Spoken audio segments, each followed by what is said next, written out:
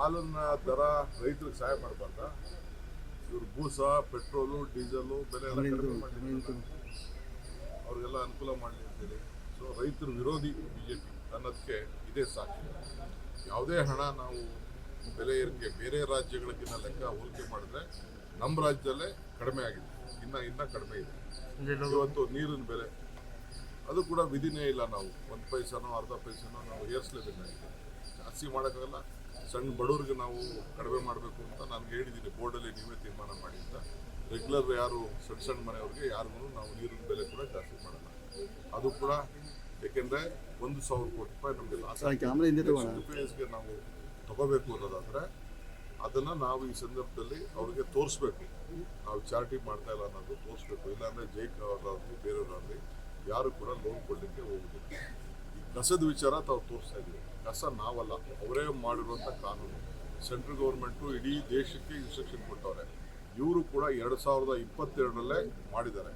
ನಾನು ಭಾಳ high rate ಇಟ್ಟಿದ್ದರು, ನಾನು ಅದನ್ನು ಕಡಿಮೆ ರೇಟ್ ಇಟ್ಟಿದ್ದೇನೆ. ನಾನು ನಮ್ಮ ಡಿಪಾರ್ಟ್ಮೆಂಟ್ ಅವ್ರಿಗೆ ಹೇಳಿದ್ದೀನಿ, ಅದನ್ನು ಈ ಪಬ್ಲಿಕ್ದು ಏನು ಒಂದು ಅಡ್ವರ್ಟೈಸ್ಮೆಂಟ್ ರಿಲೀಸ್ ಮಾಡಿ ನಾನು ಪ್ರೆಸ್ ಸ್ಟೇಟ್ಮೆಂಟ್ ಕೊಡಿ ಅಂತ ನಾನು ಹೇಳಿದ್ದೀನಿ ಡಿಪಾರ್ಟ್ಮೆಂಟ್.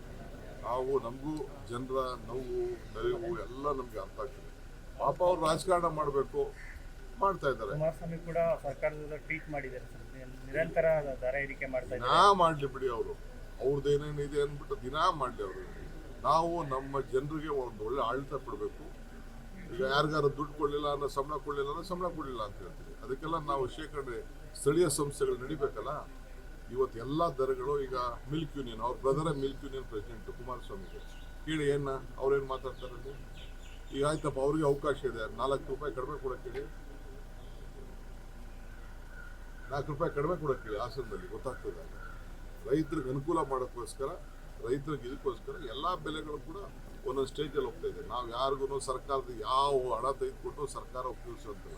ಸ್ಥಳೀಯ ಸಂಸ್ಥೆಗಳಿಗೆ ಶಕ್ತಿ ಕೊಡಬೇಕು, ರೈತರಿಗೆ ಅನುಕೂಲ ಮಾಡಬೇಕು, ನಾಗರಿಕರ ಅನುಕೂಲ ಮಾಡಬೇಕು ಅಂತ ಈ ತೀರ್ಮಾನವನ್ನು ನಾವು ತೆಗೆದುಕೊಂಡಿದ್ದೀವಿ. ವಿಚಾರವಾಗಿ ಸಿಎಂ ಲೆಟರ್ ಬರೆದಿದ್ದಾರೆ.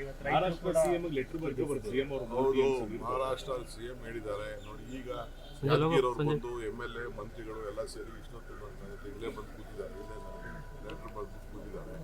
ಅವರು ಸುಮ್ಮನೆ ನಾವು ಬೆಳೆ ಹಾಕೋಬೇಡ ಅಂದರು, ಬೆಳೆ ಹಾಕೋಬಿಟ್ಟು ಅವರು ಗಲಾಟೆ ಮಾಡ್ತಾ ಇದ್ದಾರೆ. ರಾಯಚೂರವರು ಗಲಾಟೆ ಮಾಡ್ತಾ ಇದ್ದಾರೆ.